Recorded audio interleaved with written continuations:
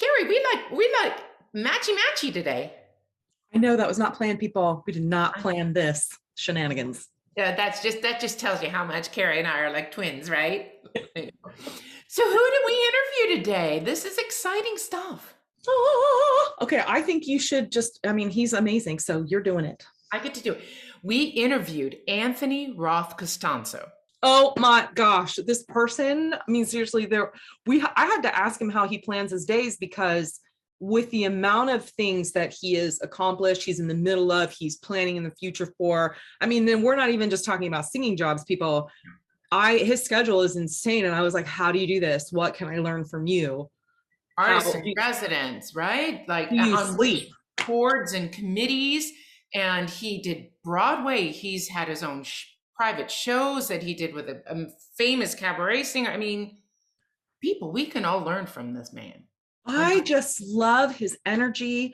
I love his heart. I love where humility. He talks about like his intention behind everything and why he would do this project or not. And he talks about the relationships with people. And that is why he has been so successful in getting these projects done. And I find that to be so glorious and amazing. Love him. Yes. We can all, not just singers, but all humans, I think, can learn from watching this. Absolutely. Because he, as I always like to say, he has his poop in a group, people.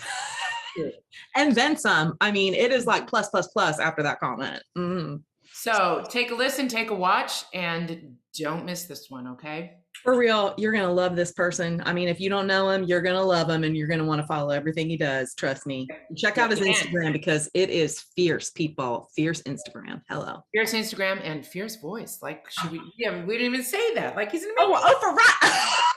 Like, he's an amazing singer. So I know. Yeah, amazing artist, amazing singer. You want to share the stage with him, people. These are the people we want to be on stage with, right? Bingo. So check it out. That's all we're going to say. Take care. Stay safe, people. Bye. Right. And then to answer your question of where am I going? What am I doing? I don't know. But I think what I'm always interested in is where can I have the most impact? If it's as a singer, that's great. If it starts to be in other realms, I don't think there'll necessarily be a moment in which I say, oh, I stopped this and now I do this. Mm-hmm. I think things will go like this. We're very used to directors, for example, running something, and they continue directing while they run that thing, or sometimes direct things at the company they run or whatever. Mm-hmm. We're not used to singers doing that, except maybe Beverly Sills after she sang, running a company. But right. So I think, I continue, all I can say is I continue to learn, to hone my skills, to understand all of these things. And if my skills are useful, and the fact that I was an artist first, if that combination is useful in a unique way, I'm excited to explore any possibilities. So, yeah. Beautiful.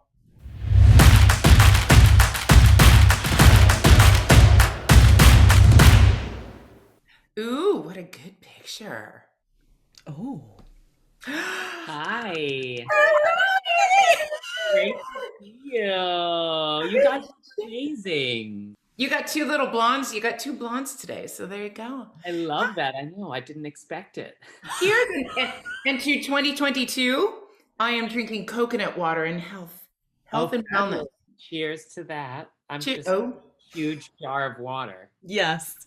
That's really good for you, though. It's very deliciousness. I'm trying to stay hydrated. And cheers to you being on the Screaming Diva.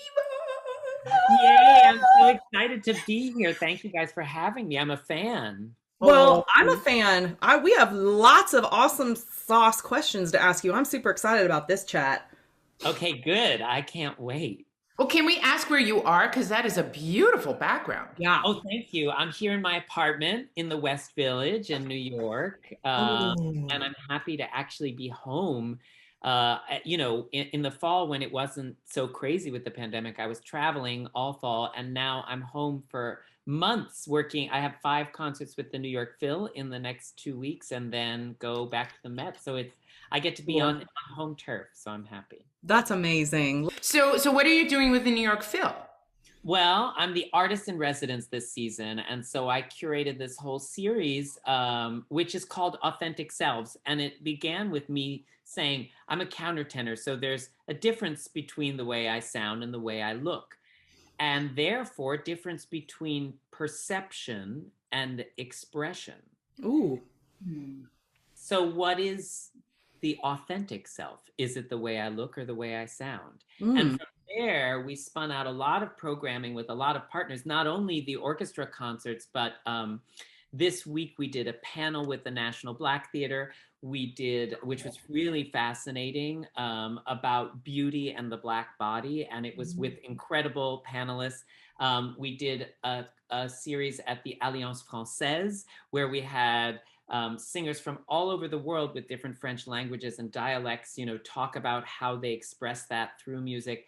And then in the orchestra programs, and there are many, many other things, of course, through the end of the season, but the orchestra programs in the next 2 weeks, I'm singing, I've commissioned 2 world premieres, which is exciting. Text by Tracy K. Smith, who was the Poet Laureate of the United States and the Pulitzer winner. And then the composer's Joel Thompson, who's unbelievable. And then the brilliant Greg Spears. And then I'm bringing Justin Vivian Bond, who's an incredible, iconic trans performer, to the Phil, and we're going to have the queerest night ever the Phil has ever had. You just did that only an octave apart, right? Exactly. So we're doing bits and select. Our album comes out on Friday, the 28th of January. So in conjunction, we're doing newly orchestrated by Nico Muley versions of those things with the New York Phil. And then I'm singing, knock on all woods for me, my first ever complete Les Nuits d'été. Can you imagine? I'm terrified, but excited, but terrified. I love that. Have you done it? Have you guys done it? No. But I love it. It's beautiful. It's so amazing. People don't, it's hard for people to kind of wrap, talking about finding your true self. It's kind of hard for people to wrap their head around me doing leader and recital, because I know, and I'm on a mission. But they put us all in boxes, and that is a huge discussion that I think we all need to have right now with you, because they look at us, all 3 of us, and say, opera singer. Opera. All we could do. We're in that box, and they close that lid. And you, looking at your bio, I mean, how do you define yourself? What if somebody said, if they put a gun to your head and said, okay, Anthony, Jesus, describe yourself. I would say that, I am an artist first, but I'm a creative producer is what I am. And the reason I say that is because, you're talking about being pigeonholed as, whatever you do, Tosca or Norma or that kind of stuff. But as a countertenor, you're not even being pigeonholed. I mean, people have such a narrow, and what am I going to do? I mean, at least they do Tosca and Norma at opera companies around the world. They don't necessarily do Amadigi di Gaula or whatever Handel opera. Exactly. So early on, it became clear that I could become the best countertenor in the world, which was not going to happen, but I could. No, but it could happen. But I still wouldn't have a really varied, interesting career the way I wanted to. Also, I grew up, first on Broadway, then doing films, then doing dance, working with a dance company. And so I had so many other interests, and it became clear that if I started creating my own projects, and those actually rose to a level that was interesting, and I learned how to craft them and get attention focused around them, and a quality of work that was on par with what else was happening, then maybe people would start to think about what I can do and do differently. Mm-hmm. And now, ironically, what's so great about Les Nuits d'été with the Philharmonic is I'm coming back to do standard repertoire in a different vein, in a romantic vein, with a major institution. And I really think that that comes from me taking this very circuitous route and coming back.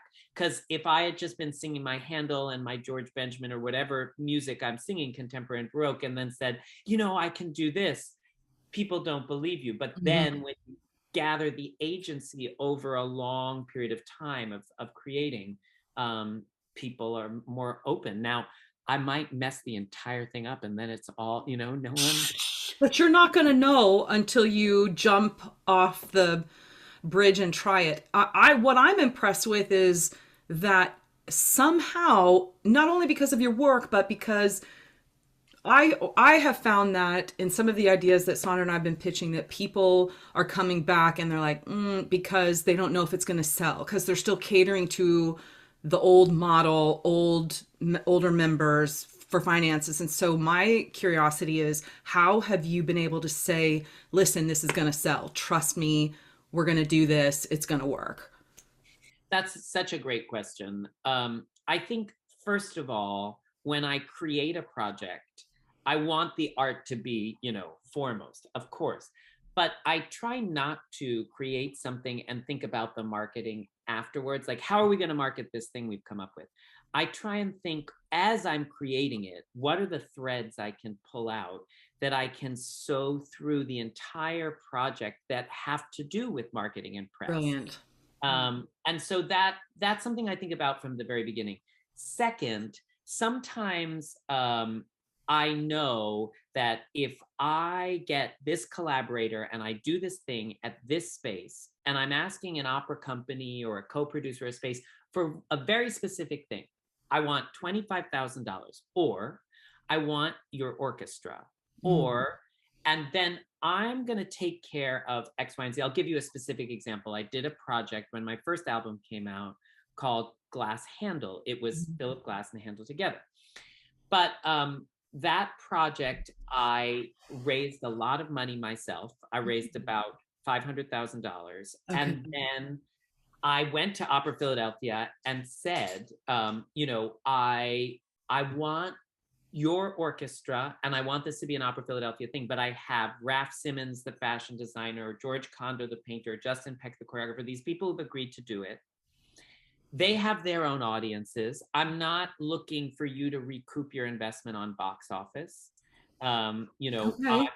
And so I sort of created an infrastructure and a scaffolding, and they knew very specifically what their part of it was, and they agreed to take that on their backs. So that's one model. And then, I mean, there are other ways to do it, but when you have to slot into someone else's season, especially in their space, I feel like that's where people get really worried about, well, are we going to sell this? And so, you know, I've tended to create, you know, to take things out of the normal space and to prove myself in those other spaces that actually it did get 2 New York Times articles, you know, and it did get, you know, all of this attention. It did sell out. And so, yes, maybe we could listen to what you're saying and think that that could actually work. I love that. It's a long story, but through my husband, I live in Nashville, and we're connected to that world. And that world has venues all over the place that are so outside of our, you know, classical world. And I find that that is the most interesting thing, because can we put something like what we do in that venue and make it work and get a buzz around it? And I think that's super cool. Okay, who taught you this? How did you know how to do this? I think this is so invaluable, especially for young singers. During this last, you know, shit show we've all lived through, that you are masters of your own future, your own road, and you can create the content and you can put yourself out there like this. Who taught you this? Well, you know, it's interesting. I mean, I learned it in a lot of different ways, but I really, no one person taught me. I learned by doing. And when I was in college, you know, and you have different resources at different times, but I'll give you a few different small stories. When I was in high school, I had been performing in New York. I loved New York. I felt like I was myself there, was an artist, you know, blah, blah, blah. Then my parents, who were in North Carolina, I had to go back when I started to sing opera as a young 13-year-old instead of doing Broadway, because I wasn't making any money like I was on Broadway. And so I couldn't afford to stay in New York. So I went back to North Carolina, and I didn't like the school so much because it just didn't feel like me, you know, it was all these athletes and whatever. But I thought, well, what if I start the cooking club? And, you know, I wound up starting this thing. We did waffle sales. All the athletes loved the waffle sales. So all of a sudden, we created this whole infrastructure where we were raising money for charity. It turned into a big thing at the school. And I realized that with leadership and collaboration, you could sort of create this kind of thing. So then when I did my undergrad at Princeton, and I was trying to avoid writing a 200-page final project, you know, of some kind and all of that, I said, okay, I'm going to take this repertoire of the castrati that's been lost and put it together in a kind of pasticcio with spoken dialogue and with dance and with these amazing famous artists I'd worked with as a teenager. I brought them to the university, developed this whole project, but it was going to cost $35,000. And the university, and, you know, I made this budget. Okay, well, we need to get a dance floor, and we need to get lights, and we need to get this. So the university said, well, the music department can give you $1,000. And I was like, but I need 35, and I've got these famous artists. And so then I thought, how could I accomplish this? And I was thinking about the university, and the university has so many different departments. And I started to think about what was connected to the show, because opera is so interdisciplinary. Literature, history, gender studies, you name it. I came up with 11 different departments. Nice. And then I went to each department, and I went to the chair of the department, and I said, now I know you have a discretionary fund, and I am doing this project. It's all these people. I've already got these 2 departments in. Do you want to be in on it? I need $2,000-$3,000. So after 11 departments were all a part of this, we had this truly interdisciplinary thing. Then I went to the dean of the school, and I said, okay, now I've got a filmmaker, and we have 11 departments and famous artists and students. We should be filming this for a documentary, and that would cost $22,000 to film.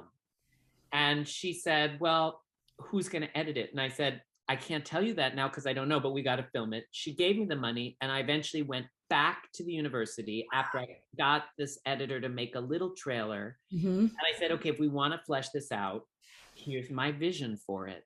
You know, and when you ask who taught you, you go and you read and you see, okay, short length documentaries can go to which festivals, and you look, and if we want to send this to festivals, it would cost $80,000 more to make this into a film. That's what this filmmaker said.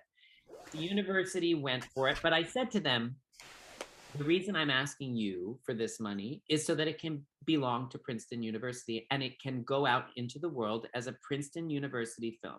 It's going to be a major deal. I believe that. It's beautiful. Take a look for yourself. If you want to own it, if you want to show it at any alumni conference, if you want it to be at festivals as Princeton University, this artsy university, which it's not, presents, you know, if you want to change your reputation, give $80,000, which is a drop in the bucket for you. Right. And then we made the film. It went to Cannes. It played on PBS, et cetera, et cetera. It won. Didn't it win a lot of awards? It won some awards, and, you know, so in any case, at that point, this choreographer who worked on the project had a dance company in New York, and I was out of college looking for a job, and she said, do you want to be the executive director of my dance company? And you did such a great job with that. And so for a couple of years, my job when I wasn't singing was administrative. And so, you know, I would encourage young singers, try and get a job. And it doesn't have to be an opera company. No. It can be a dance company. It can be a theater company. In fact, I encourage you to learn arts administration skills in other fields. And then you're not working for the company you're auditioning for, or anything like that. Right. But I learned regular businesses, I think. You know, I tell people, all young singers, learn about money, learn about finances, learn about how to keep books and save your money, because nobody teaches you that, you know? And so you seem just like a naturally born fundraiser. Yeah, You know, entrepreneur, this fundraiser. seems like you just know how to do it instinctively. Well, it's a little bit of instinct and it's also learning. I mean, watching when I was the executive director of this dance company, watching how we raised $3 million in 2 years. Huge. You know, we did it with art auctions where we asked artists to give certain things. When we had a patron, what was the buildup of the relationship? You can't just approach a rich person and say, I love this project. I'm doing this thing. This is who I am. Can I have the money? That just doesn't work. So how do you develop relationships? How are you doing that 10 years down the road for a project you don't even know about? And how can you do that more rapidly? All of these kinds of questions. And so when I moved to projects later on, and as they got bigger and bigger, I was able to apply those kinds of skills. That's amazing. Do you think maybe, I mean, people, I didn't know this, Carrie and I didn't know this, that you started on Broadway? Yeah. At a very young age, like 11, right? Yeah, exactly. Do you think that helped make who you are now as not just a singer, but as a business person, because Broadway is, you know, it's cutthroat. It's no joke. It's no joke. I mean, you know, my approach, I think it did, to answer your question. And I think that is because of one thing, and that is how we form relationships. And at a young age, I was in all of these different contexts, meeting all of these different people of all different ages, and learning how to have fun with them and have a relationship. And I think what in my experience now, having, you know, last year I created this huge project for the New York Philharmonic we can talk about, but the relationships day to day are what produce the good art. In the rehearsal room, I'm sure you've all both experienced this. When you like your colleagues and the community is strong in the rehearsal room, the communication is strong across the lights. Yes. And, you know, in terms of fundraising, it's all about that communication and those relationships. So how are we interacting with people, creating community, understanding who someone else is and how to relate to them? That's what I learned as a kid, being thrown into all these different contexts with pressure and, you know, all of that stuff. And then the last thing I'll say is I remember when I was doing the Met competition, and I was freaking out because I had this really, they wanted me to start the entire day in the I was in the finals with this really hard coloratura handle thing, and I was first up. And Why do they do that? Like, especially countertenors, you need time to get going, buddy. Like, put the basses and the baritones first. Exactly. So I'm there, and Thomas Hampson was presenting it, and he was giving this speech, and he said before he went out, you know, is it okay if I go off script? And they said, no, don't go off script because we're on the radio. Well, he went off script. Of course. And I'm standing backstage for like 10 minutes going like, I was so nervous. But I don't even remember, it was either stage managers or people they were having this conversation that was very funny. And I like tuned in for a second and I forgot about being so nervous, and we laughed, and it was like human interaction. Then I walked on the stage and I sang. You know, like it's like we have to remember we're human beings. Totally. And it can't all become about this perfection. So yeah. That's my favorite part, I think, when you're working with great colleagues, is that what the shenanigans that are going on backstage, even right before you walk on. I mean, with Sandra and I, we've worked together a couple times, and, you know, one's on one side, one's on the other, and we're like, you know, I mean, just the craziness. And some colleagues don't like that. So you have to read the room and know which colleagues like need to focus before they go on, what moments those are. But then there are other times where you're just backstage goofing off, and then you walk on and you die, or you walk on and you sing something really sad. I mean, I spit in your face. Or you spit in my face and I want to pee my pants on stage. So yeah. I love that. I love that. We're doing the confrontation scene, with Jane Seymour and Anna Bolena. And, I'm just like, and Carrie's trying to keep a straight face, and I'm just, what's wrong? What's wrong? What's wrong? I am one of those, it's a blessing and a curse to have exactly what I'm thinking and feeling all over my face. I can't, it's so difficult to hide. If you ever just see me go like this, it's because I'm hiding. I have to hide. And when she did that, I'm on my knees looking up at her, and I saw the big woogie come at me. I mean, Did you guys lose it? I did. Singing? Okay. But I had to pull it together because she's facing the audience. I'm not. And so she cannot laugh during this moment. You know what I mean? So I had one like that when I was in Helsinki, and I was doing this Kaya Sariaho opera that was so complicated. Okay. And I was on stage with Devantines, and it was this whole Peter Sellers production. We had these very specific gestures. Mm-hmm. And at one point we were supposed to, he was like a ghost, and we were supposed to kind of kiss. And he was sweating so much because it was really physically challenging. And so we kiss, and as he pulls back, a long string of snot. I just snorted. And so he is like, he just starts going like, and meanwhile I'm like, I don't have time for that right now. And he's like, and then I start making these sellers like trying to break the string of snot, which is just hanging there. Oh my God, I would have died. I would have died. Oh, okay. Let's talk about modern music. I mean, I sang with Philip Glass. I did Civil Wars. I recorded it. I didn't know that. I have to go listen to it. No, don't ask me what the part was, but it was really hard. And we all recorded it separately at separate times and kind of put it together. But I remember meeting Philip Glass because he wasn't there at the recordings. I remember meeting Philip Glass at the Met. And Christine Gerke was doing a role, and for right now, I'm having some timers, I'm having old timers, but I don't remember the name of the opera that they did at the Met. It was it was about space. I can't. Right, remember. I know. I think of the journey or the something.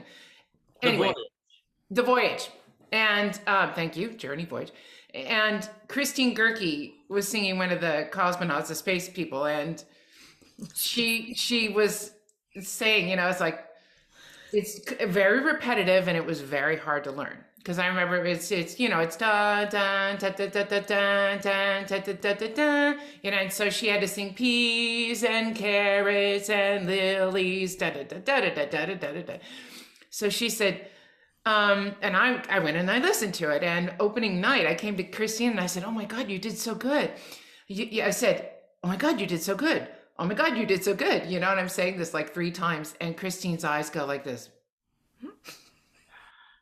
Philip Glass was standing behind me. Oh my God. Did he love that? He laughed. And so I said, nice to meet you. Nice to meet you. Nice to meet you. I felt like, oh my God. After that, I still did the Civil Wars, but how do you learn some of this music, and do you love doing modern music? I do. I hate the beginning phase when you're like, crap, I'm never gonna get this, I can't do this, and I'm just like, I just went through this with these world premieres, 2 15-minute world premieres for the New York Phil, and I was like, I'm leaving myself plenty of time. You always feel that, right? You always like, there's plenty of time. No. And I'm just like, how am I going to sing it? But that's why I've learned you really have to start early, because as soon as you're stressed out about time, it becomes a crucible. And you're just like, wait, is that a 3/4 bar? Is that a 5/8 bar? I don't like to ever have to memorize. I like to sing things and try and enjoy singing them, looking at the thing, and then do it enough every day, little pieces of it, that it starts to sort of be there. And then any specific tricky spots, I'll come up with. Sure. But I remember there's one scene in Akhenaten where it's the first scene in Act Two, and it's like you're saying, but it goes on. It's a 12-minute scene, and it goes ah ah ah ah ah ah ah ah ah ah ah, and then it'll change to you only do 3 of the ahs, and then you do 2 of the and then you repeat this other thing 4 times, and then you go back to this, and that goes on for 12 minutes, and it's No. all on ah. No. Bye. No. It's hard. And you know, like, they think us singers, we're stupid. And so I started to make a chart that was like Oh. 1A, 1B, 2A, 2B. And then I had this whole chart that was like 14G. And I was like, am I going to memorize the chart? Like, what am I thinking? You know what I mean? So then I was like, okay, well, I guess what I'll do is I'll go to the gym in the morning and I'll put on this 12-minute scene and I'll run to the treadmill and I'll just do that every day for 4 months. Mm-hmm. And I'll listen to this thing. And all of a sudden it started to make this I was like, right, now it goes ba da da. And then it starts to make this internal logic and your body gets there. But if I didn't have those 4 months, I would have been in bad shape. So, and you know, it's a different story when it's something like George Benjamin's Written on Skin, where my colleague who was in it, Lauren Snofer, who's wonderful, had said, start early. And I was like, but it's not that hard, because looking at it, it's not. But what I realized is hard about it is when you're not looking at it, there's nothing, you hear nothing. You're not, getting any cues from the orchestra. You only have to know where in the measure this is. Otherwise, you don't get any oral information. So that was a different kind of learning where I had to visually remember the page, right? Remember where I entered in this, and then to start rehearsing it, almost conducting myself, so that I would know, okay, if you look away here because you're on stage, you have to count to 6. And then when you come back and he's here, you're coming in over here. I mean, it's hard stuff. Wow. But you find you eventually get there and enjoy doing it. And no, do you enjoy doing some of this because the pieces are written for you, or because you can really tailor them to your voice and your personality? That's a great way to put it. I think that's absolutely true. And I also think, especially as a countertenor, there are ways new music can expand the voice for us that we don't get to do otherwise. That's really exciting. Right. And plus, working with living composers is so wonderful. I have a session on Sunday with one of the composers of the New York Phil piece. So we can sit down and I can say, even just simple things like I could breathe here or here. But if I breathe here, this crescendo kind of gets interrupted. If I breathe here, and then to hear what he has to say about it is so exciting. So, I mean, I really do love that. And I also think it tests, for me, what is the ultimate point of being an opera singer is telling stories. And audiences feel like new music doesn't tell stories the way they want it to. Right. So my job turns into, every time I'm working with, whether it's the repetition of Philip Glass or the thorniness of George Benjamin, how can I tell this story ultimately once I've gotten through all the music? And it's so challenging that it makes me interrogate that in every aspect of either performing or producing. How are we telling the story? And that's what selling tickets is too. How are we telling the story of this piece, of it coming together, of it existing, of the people in it to the audience? So I like being challenged to tell a story in a new way. I find that there are specific directors, some that Sandra and I both love, even with the modern pieces, that if you tell this, even with the standard pieces, if you tell the story in a certain way that grips the audience, that the singers believe in, that the orchestra believes in, because I always love it when conductors talk to the orchestra and say, this is what's going on here, and this is why we need these colors, because blah, blah, blah. I mean, all of the orchestra members can read the markings on the page, but it's helpful to know exactly what everyone is going through, especially if the director takes a different turn in how they want to tell the story.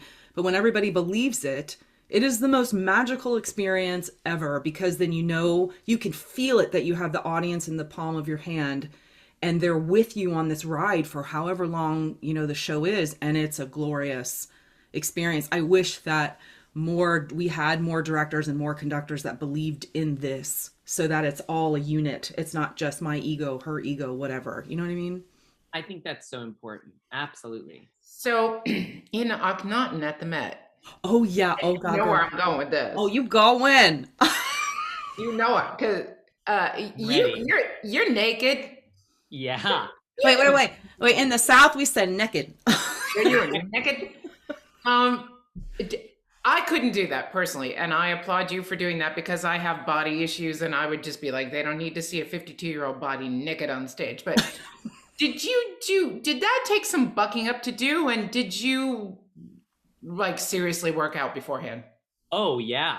I mean, it took a lot of bucking up. It's kind of like a wedding, you know, like for a wedding, if you were going to get married, I haven't been married yet. Any single guys out there, give me a call. Oh, okay. Hey everybody. Okay. I think I might know one.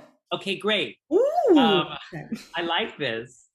You just have to, if we wind up getting married, you have to promise to marry us naked. You have to be naked. Everyone else will be. No, I'm just kidding. Yes, girl. Let the girls fly. Let them out. Called the Screaming Divas, dating service. We'll help you. Screaming Divas, we're full service. I love this. I can't wait for the Screaming Divas app. Well, there's going to be Screaming Divas in concert, so we're going to have to be a guest. Maybe not naked, but Great, I'll be there. I mean, I can be, nude from the waist up. Yeah, I'm dying. It's the waist down bit that I don't think I could have done. Yeah, I know. Well, it was. They asked me in London, and I was like, why? We did the production first in London, and they were like, well, you're on stage for 3.5 hours, and you become this pharaoh. But if we see you first in the most vulnerable, most human form, it will create this bond like nothing else can with the audience. And I was like, crap, I kind of buy that.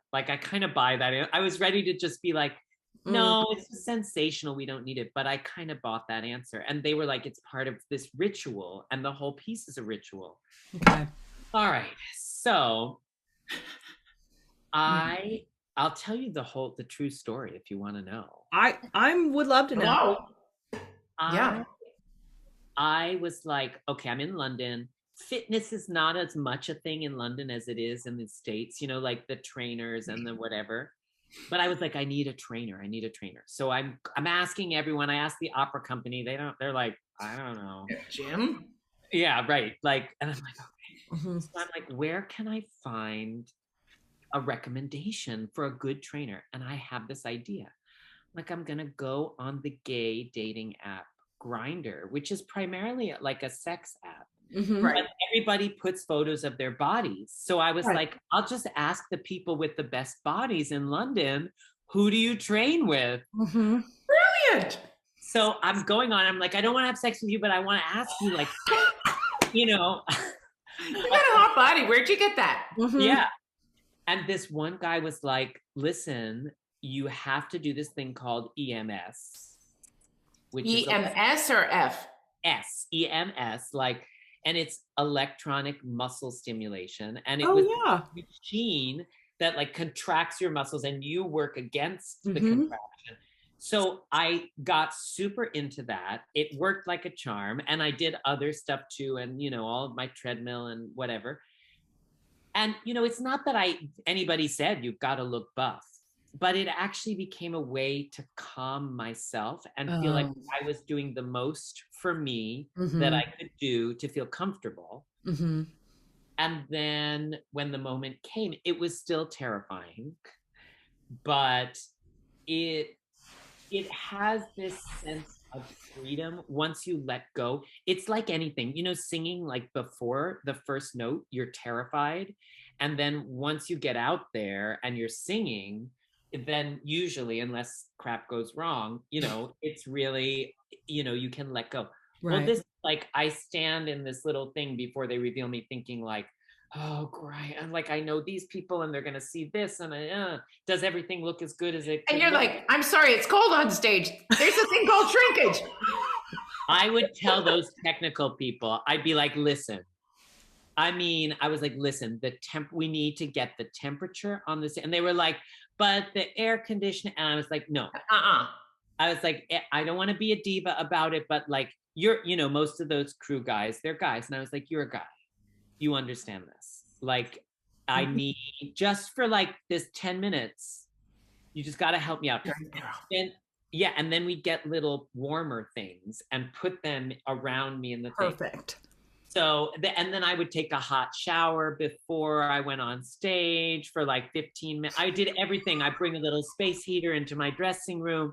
Okay. They have those little warmers that you can put in your mittens, Yeah, I did. We used those and we did them. And so I'm like all kinds of warm. But then they reveal you and you go out there and you realize that if you are nervous about it, the audience thinks it's funny, actually.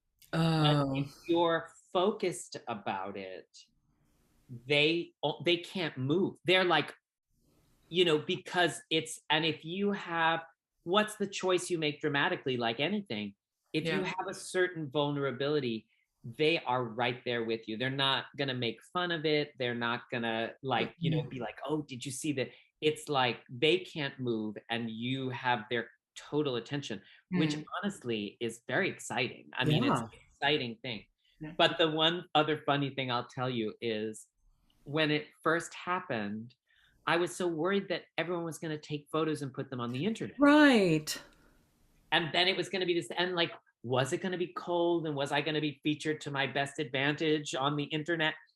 And I kept seeing these flashes and I was like, there it goes. There's the photo. They're taking a photo with. And then I was like, wait, are all of these people taking photos with a flash? That's weird. And I remember thinking through this. I realized that it wasn't people taking photos. It's that they had their opera glasses and when they raised them, they would catch the light. And so I was like, all right, come on, get your opera glasses out. You don't need them, people, but use them anyway. Exactly. No, so I had to start telling people, like, you don't worry about bringing your opera glass. You'll be fine. You'll be fine. Now I want to know, did you invite the guy from Grindr to a show? Okay, now here's the funny thing. Not only did I invite the guy to Grindr from a show, but the owner of the EMS business became a friend. He came to the show and then I flew him to New York, got some investors, and we started an EMS business in America. No way. The entire thing. And we were like, before the pandemic took us down, we were like training Chris Rock and all kinds of people because it was like this amazing thing. Amazing. Did you call it Akhenaten? I should have called it Akhenaten. There's a great article. We can link it in your YouTube, but in Bloomberg about forced to be naked on stage, opera singer starts business from Grindr. I mean, it was that is amazing. Yes, making lemonade out of lemons. You just go. Good for you. And again, like, what are the narrative threads of marketing from the show? Right. And that was the other thing is like, they always talk about it in articles because it sells tickets and people are interested in it and it's a part of the show. Right. And we didn't do it because of that. But as soon as it happened, I was like, hey, everybody in marketing, this seems like something you could pitch to a fitness magazine or whatever, Mm-hmm. I think it's brilliant. Mm-hmm. What fun projects? We know you're with the New York Phil, but let's go forward. Where do you see yourself in 5 years, in 10 years? And big question, where do you see opera in 5 years? The world of opera. You guys are asking such good questions. Thank you. I want to, now I'm like, well, I have lots of questions for you too, but so for me, I'm really committed to creating points of access. What does that mean? Well, there's the whole question of new audiences and getting them into the theater. And we all talk about that, and we have.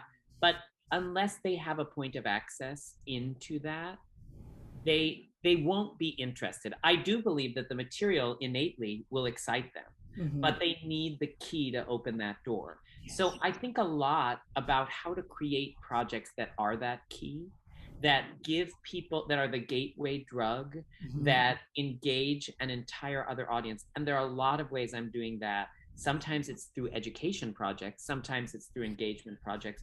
And over the pandemic, you know, the Philharmonic was shuttered, everybody was shuttered, but I called up Deborah Borda and I said, listen, let's get a pickup truck, we'll design it, we'll commission new works, we'll do old works, we'll get 3 or 5 musicians out. And we wound up doing 81 concerts in New York that I produced, and they were all pop-up, and it was incredible. We were in every borough, in every neighborhood, and people responded emotionally at that moment. Sure. Because it was what they needed. Yeah. So it changes with each moment. What will people need, and what will speak?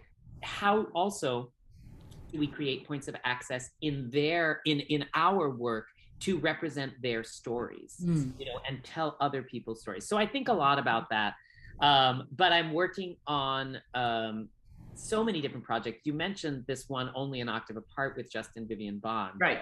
This was a project I created, and we made a show out of this album, which will probably be out by the time you're watching this. Well, maybe we'll release it. Yes. The day that the album comes out, because that is a Friday, correct? It is. I would love that. Perfect. See, marketing. We're doing it. Under pressure. Sorry. That's what we're gonna sing. So, well, if you trust us, Anthony, we're gonna put it out, and we give you, you know. I love that. That's so great. No, I mean that project we're taking forward in different incarnations. I'm working on a project with the composer George Lewis, director Yuval Sharon, set designer Mimi Lien, about based on a W.E.B. Du Bois story called The Comet, and the coronation of Poppaea kind of mashed up. Cool.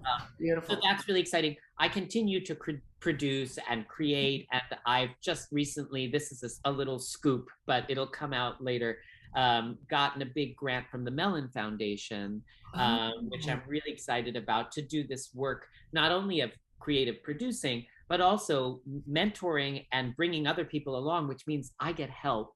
They see how I create things, and then together, you know, nothing I do is just my idea. Everything I do is about collaboration. I don't have the best ideas myself. It's about collaborating. Right. And then to answer your question of where am I going? What am I doing? I don't know, but I think what I'm always interested in is where can I have the most impact? If it's as a singer, that's great. If it starts to be in other realms, I don't think there'll necessarily be a moment in which I say, oh, I stopped this and now I do this. I think things will go like this. We're very used to directors, for example, running something, and they continue directing while they run that thing, or sometimes direct things at the company they run or whatever. We're not used to singers doing that, except maybe Beverly Sills after she sang, you know, running a company. But so I think, you know, I continue, all I can say is I continue to learn, to hone my skills, to understand all of these things. And if my skills are useful, and the fact that I was an artist first, if that combination is useful in a unique way, I'm excited to explore any possibilities. So, yeah. Beautiful.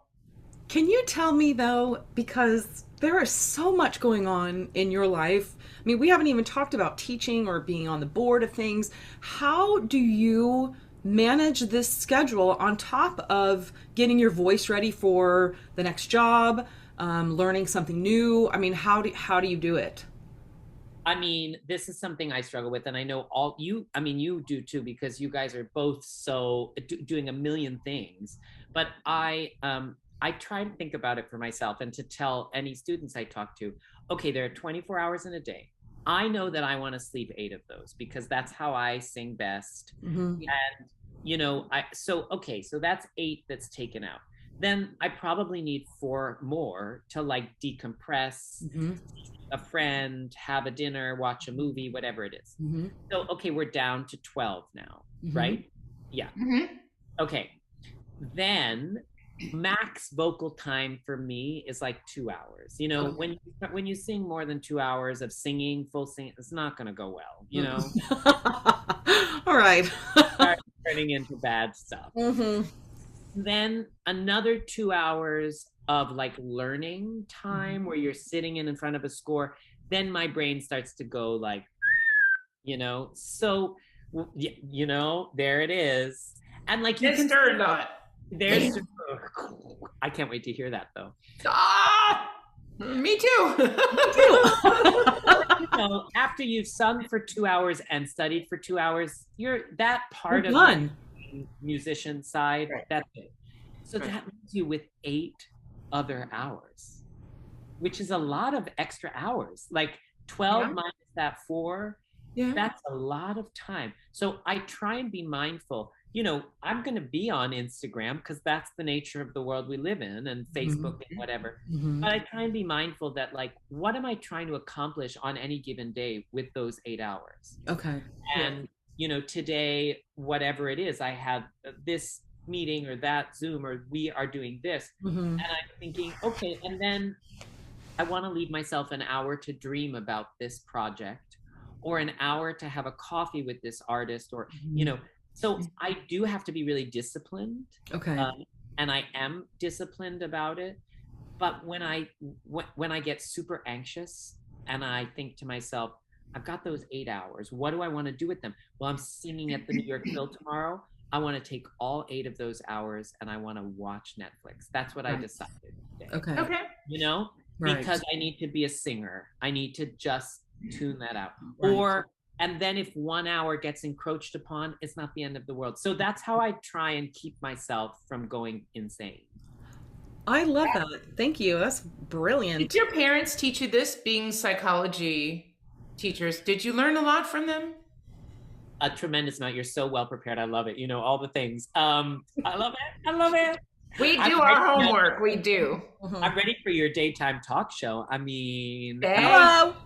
Watch out, Barbara Walters. Hello. No, Kathy Lee and Hoda. Hello. I'm going to be on that show. This show has allowed us to learn a lot more about our colleagues. And it's afforded us that time to really, and our public and our audience, to get to know more about, more of our friends and artists. But, honestly, your parents and you seem so well-grounded. They're amazing. And I still talk to them every day, and they're amazing psychologists. So, but what they did teach me, I think, was to always see that larger picture, not to get so mired in the moment that we're in. And I've had a lot of good mentors in addition to them. And I was just with my teacher, Joan Patnode Yarnell, who I've been with for 23 years. Love. So cool. And she's amazing. That's unusual. It's amazing. And you know what she said today, which was the best piece of wisdom? She was asking me to do something, and I said, okay, I'll try. And she said, don't try, allow. Oh, allow, not do, allow. Beautiful. Allow. So, there's these certain things like that. Or she'll say things like, I'll call her up because I got a bad review. We all get our bad reviews. And she'll say, Anthony, critics are like virgins telling whores how to make love. And I'm like, my God, I got to meet this lady. You definitely do. Oh my God. I usually say they're all like assholes. Everybody has one, That too. No, my teacher, by the way, I told her I was doing this, and she said, Sandra, that she has been your biggest fan for her entire life, and she thinks you are the most incredible technician, singer, everything all around. So thank you. Well, give her a big heart hug, and from us. And I've been with my coach Tony Manoli for 26 years.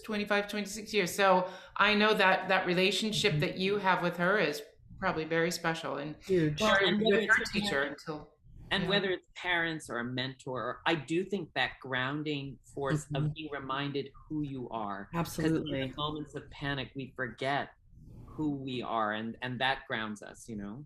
Totally. Yeah.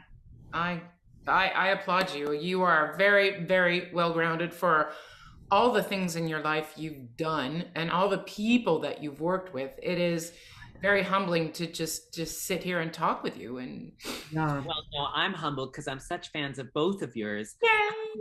I can't remember, Carrie, where I first heard you sing, but I was blown to the back of the theater and was like, oh my God. So I hope it happens very soon again. That's all I hope so too. We're working on it. The pandemic was eye-opening for me, I have to say. At first it was spin, spin, spin, and what are you going to do, and where is the outlet for all this creativity. Thank you. That energy, that creative energy, like where can I channel this so that I stay married and not my husband's going to divorce me? No, but I think the pandemic was eye-opening, and really what I wanted the next half of my life to look like, and how I wanted my singing to be, if I actually still wanted to keep singing. So it was, Sandra knows this. We've talked privately about this, and we've actually talked to other singers about this, because even with Nadine Sierra, it was so fascinating to hear from her re-looking at her life and saying, I don't want this anymore, I want that. And I thought, good for you. I mean, I think I don't want to downgrade the loss of lives that we have had through the pandemic, but there were moments that really made a lot of us look back and reflect. Yeah. And I think that's been really valuable. And it made opera do the same thing. Now it's our job to keep pushing them to continue it. Thank you. Because I don't want to revert. There's this slight sense I get that people want to just get back to, and we should be going forward to. Absolutely. Amen. I mean, that's you truly are the face of the future of opera, in our opinion, my opinion. Well, I want that. Absolutely. I'd get behind that. Yeah, let me know. Okay, great. I promise no nudity, but we'll all do a great production together. So. Perfect. Okay. So to end on that beautiful note, as you know, we do have rapid fire. Oh my God, okay. I can't even believe we've been talking for an hour. I feel like we could keep going. There's so much to discuss. I know. We need a part 2. Okay, anytime. Okay. I know there is so much more, but we're just going to scratch the surface with this one, and maybe next time we can dive into more. Yeah, I love that. But okay, rapid fire. We're going to go old school with you. We're going to go with James Lipton. Okay. Inside the Actor Studio questions. I love that show. Love that show. Okay, go ahead. So number 1, what is your favorite word? Oh, this is the James Lipton. Okay. Yep. Win. Good one. Love it. What is your least favorite word? Can't. Beautiful. I'm going to skip number 3 because that's always Carrie's question. It is? Yeah. Oh, okay. What profession other than your own would you like to attempt?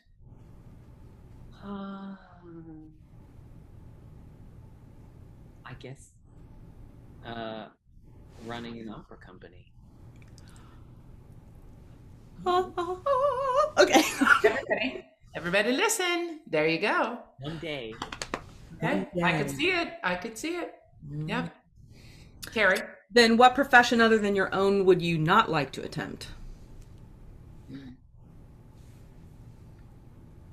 I don't think I want to do the crab fishing, like the dangerous. That show on the. I'm worried about, and it also just looks cold. Mm-hmm. We're on the boats in Alaska. Mm-hmm. Yeah, and it's like you have to get up really, really early. You're getting wet. It just seems like a lot of things that I wouldn't enjoy. Yeah, no thanks. So what turns you on? Not to steal from the name of my series for the New York Phil, but authenticity turns me on. Beautiful. I love that. I agree with that. I think that's where what I love I don't love it, but I like the machine of it, of social media. And I find that that's the trend. It's more, I want to see realness. I need to see, especially in our business, I want to see that on people's socials. I need to see some real stuff, people. Yeah. Not this curated, sparkly crap. Anyway. No, and it's what we want on stage too. Like, you can tell the artist from the minute they walk on that stage if they're being honest or not. Thank you. You know? Yeah. Bingo. Love that. Okay, then what turns you off? I would say anger, because it always represents some lack of empathy on some level, you know what I mean? And so I'm trying, I mean, we all have to work at it because we all get angry. Absolutely. But I'm trying to turn that dial off on myself too, and, you know, find solutions instead of criticisms. Yeah. Okay. What sound or noise do you love? You know, this is such a stupid answer, but I love the sound of NPR. I listen to All Things Considered every night as I'm falling asleep. And it's like, because my brain is going like this, Yeah. and then I turn it on and I just listen to what they're saying. And there's so many different people talking about so many things. And then I just... Nice. I love that. NPR, wait, don't tell me. Do you ever listen to that? Love. Okay, so why haven't you, my husband, every time we listen to it, he's like, I swear you and Sandra need to get on there, because they always have the guests. So why, have you ever tried to do that for yourself? I haven't tried, but I guess I have to. We'll call up Peter Sagal. Let's go. I mean, come on, Andrew Owsley from Unison. Let's make this happen. All right. I'm just, so what sound do you hate? I hate the sound of, I'm trying to give you the best possible answer. Doesn't matter. What's the first thing you think of? The first thing I think of is that garbage truck backing up. Bingo. Sorry. It's like cliche, but. Oh, I hate that. In New York City, if y'all don't live in New York City, it is mind numbing. Yeah, exactly. All right, Carrie. Okay, favorite question. What is your favorite curse word in any language? Oh, that is a good question, isn't it? I would have to say in Italian, the cazzo. Cazzo. Che cazzo fai? Cazzo fai? Ma che cazzo stai facendo? See? Ma che cazzo che sei? You can really apply it to anything. Any and everything. And it means penis, so I'm predisposed to like it. Well, hey, I think we all are on this show. Yes, we do. Yes, we do. Speranza Scapucci, that was her favorite one. She was the first guest to use cazzo. All right, last question. If heaven exists, what do you want to hear God say as you walk through the pearly gates?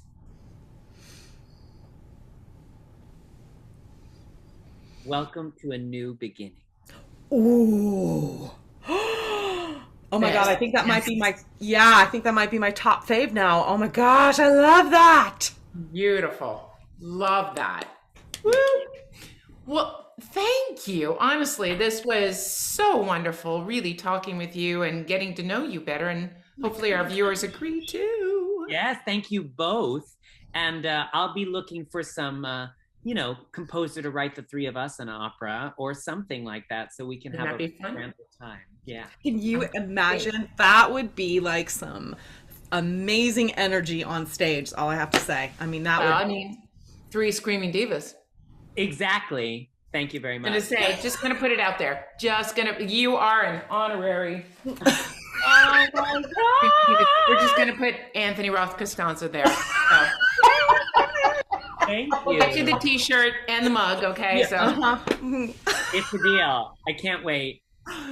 Well, thank you so much. Take care of yourself and be well, and good luck with all your concerts. You're going to do it. You're going to do it. I'm going to make it. I'm going to channel you. I'm going to think of all those things you do when you get through those Norma roles. And that's what I'm going to do to get through this. Amazing. So. Yes. Do it. Right, Carrie? Om, Norma gods, please, you know, when you're standing there right before Casa, you're like, please, phlegm, not on my chords right now. Not the moment.